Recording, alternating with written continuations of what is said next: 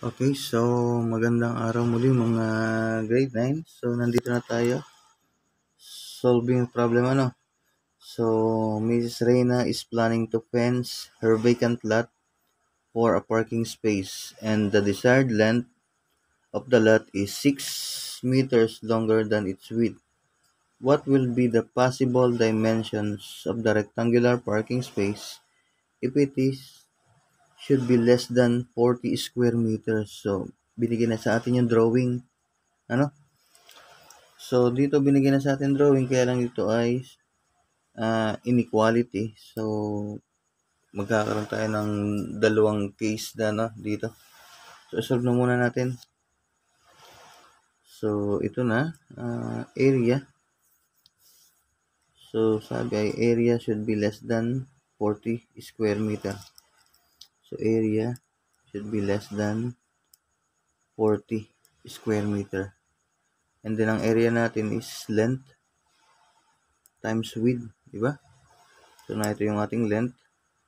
So, area greater than less than 40. So, length natin ay x plus 6 times yung width, which is x less than 40. And then, distribute natin x times x. So, x squared. And then, 6 times x. So, 6x is less than 40. And then, ilipat natin sa kabila. So, x squared plus 6x minus 40. So, mag-change pa rin ang sign. It's less than 0. Okay. So, ito yung ating first case. So, lagyan natin ng bilog first case. And then, ito yung second case. So, bakit may mga ganyang cases? So, mamaya maliliwanagan kayo kung bakit nilalagyan na sila ng mga ganyang cases. So, babalik ka rin kasi na sir yung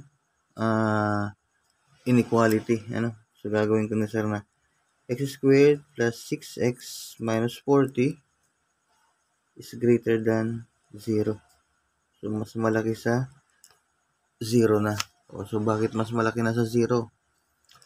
So, syempre, dapat mas malaki sa 0 dahil kung less than 0, ibig sabihin negative. So, pipiliin pa rin natin. So, tingnan natin mamaya. Okay? So, ito ay isosolve natin quadratic. So, gawin natin itong factoring. So, ito ay less than 0. So, x times x is x squared. 40. So, by 6 is 10 and 4. Okay, so plus 10. So, minus 4. So, 10 times negative 4 is negative 40. 10 plus negative 4 is positive 6. So, nakuha natin yung gitna. And then, factored out. So, x plus 10 less than 0. Then, the other one is x minus 4 is less than 0. Ito yung sa first case. So, lagyan natin ng guhit. Mas mahaba. So, x here is less than negative 10. Ililipat ko doon. And then, dito naman, x is less than 4. Okay. So, hindi pa natin lalagyan ng box yung final answer natin kasi yan ay ibabalik natin dun sa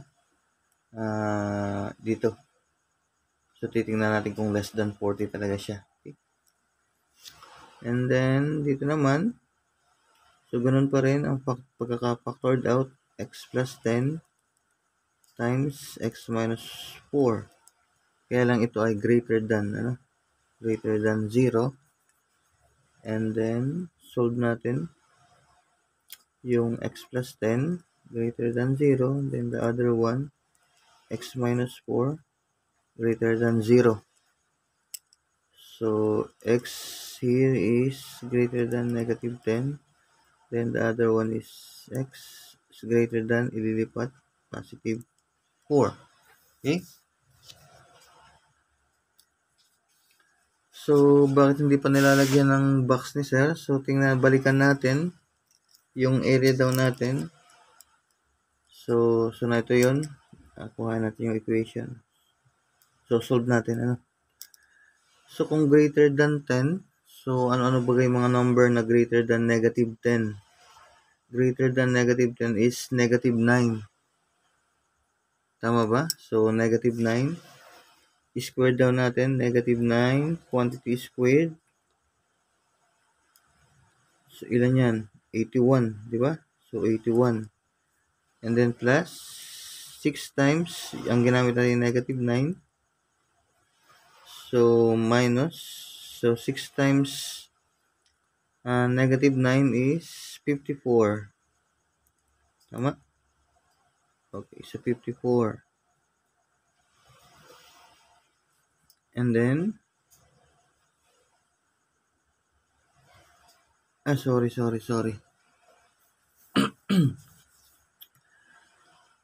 X less than negative 9. So, mali. Sorry. So, gamit na tayo ng scratch. So, mali ito. Okay? Gamit tayo ng scratch. Kaya lapis ang ginagamit eh. Sorry. Takpan natin. Hop, nandito na tayo. Okay. Sorry.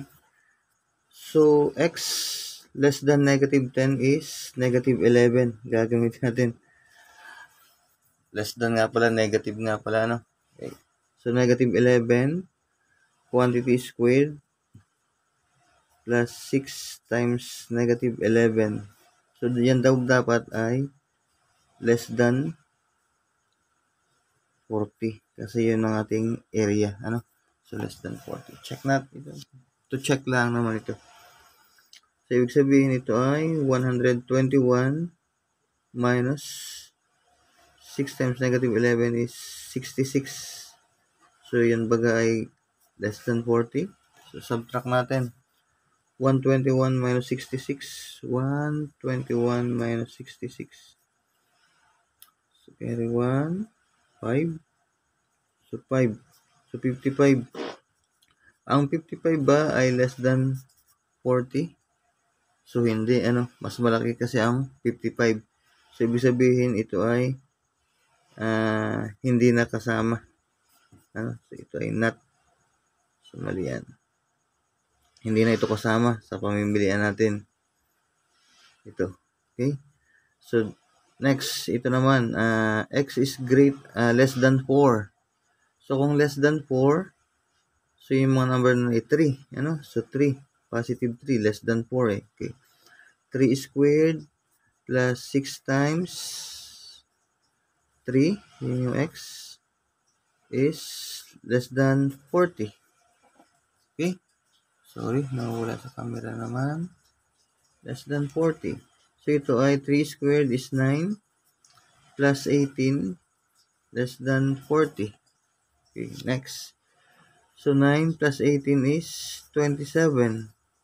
Ang 27 ba ay less than 40? Okay, so ito ay tama. So, less than 40. So, ito ay mali. Hindi na natin kukuhaan yung less than negative 10. Okay, bilugan na natin to. So, ito ay makukuha natin. Okay, next.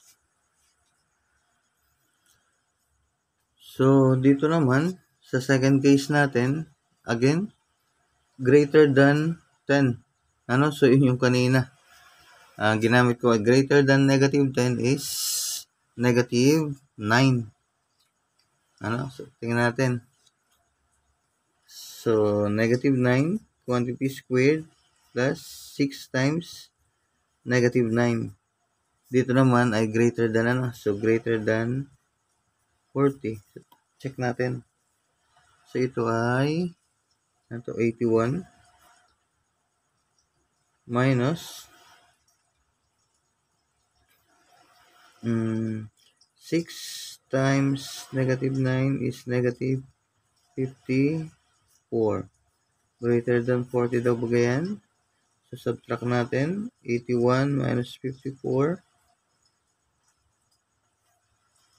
So, ito ay 7. Ito ay 1, 7, 27.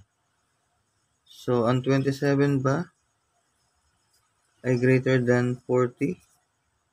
So, ibig sabihin ay hindi. Ano? So, hindi. Kasi mas malaki ang 40. So, sa kabila ulit tayo. X is greater than 4. So, ano yung greater than 4? So, 5. So, 5 squared plus, so, doon ulit tayo, 6 times x. So, 6. Ang x natin ay 5. So, greater than 40. No? So, doon tayo. So, 5 squared is 25 plus 6 times 5 is 30. It's greater than 40. And then, 25 plus 30 is ilan? 55. Greater than ba siya sa 40? Okay, sorry. Nalabo na ang ating camera. Okay, so na yan. So again, 25 plus 30 is greater than 40. So 25 plus 30 is 55, greater than 40. Okay, so nakuha natin ay dalawa. Ano? So ito, pwede ito. So yung x pala ay pwedeng maging less than 4 and greater than 4. So paano natin susulat yun?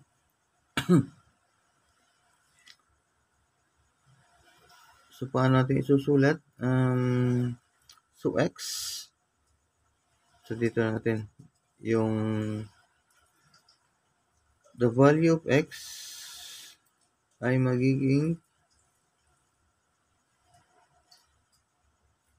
less than or equal to 4. Ano?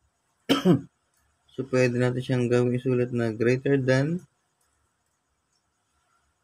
less than 4. Ano? Less than 4. So, greater than 4 and greater than 4. Okay, so ganito yung symbol natin. So, x is less than 4 and then at the same time, x is greater than 4. So, ito na ba yung final answer natin? So, hindi pa. Ito yung final answer. Bakit? So, ang hinahanap na sa atin, what will be? Sulat natin dito para kita nyo yung problem. Okay. So, what will be the possible dimensions of the rectangular parking space if it should be less than 40 square meter? So, ano yung nakuha natin na possible? So, ang nakuha nating possible ay less than 40. So, less than 40 ang nakuha natin ay na ito. So, 27 yung area. So, ano yung ginamit natin? Ang ginamit natin ay 3. So, nakuha nyo? So, kung ang x natin ay 3, so, kung makikita ninyo, kung ang x natin ay 3, so, lagay natin. Kung ang x ay 3, sorry, if x is 3, ibig sabihin yung x plus 6 is equal to 9. Tama? Okay, so ito yung ating dimensions, ano? So, 3 meter and 9 meter. Ito yung width. Ito yung length. Ano? Okay. So, ito yung ating magiging final answer. Okay? Ito yung possible dimension na ang area is less than 40. Okay, so yun lang yung sa letter B. Yung kasunod na problem natin ay learning task number 4. So, isusunod na natin. No? Bye-bye.